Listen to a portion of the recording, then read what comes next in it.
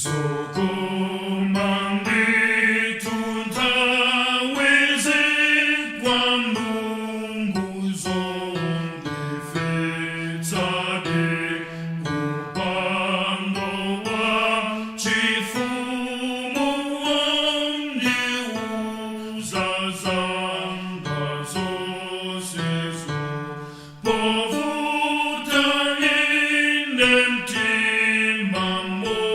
nditula popa Yesu bakuyese kwandikatu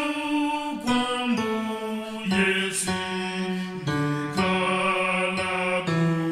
bakuyese kwandikatu kwambu Yesi ndikalabu Zokoma inentawezi zotamazina lomeri la Yesu ndiona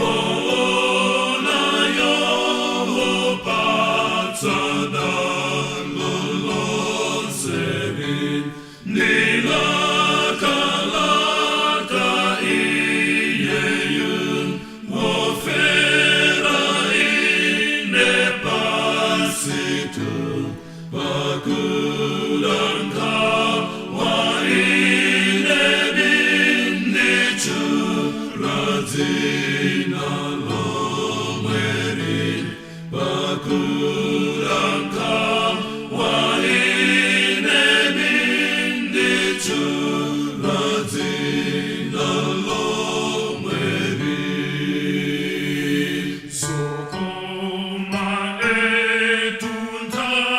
wizindi chezana yemungode Koma tumwa mama kumonandi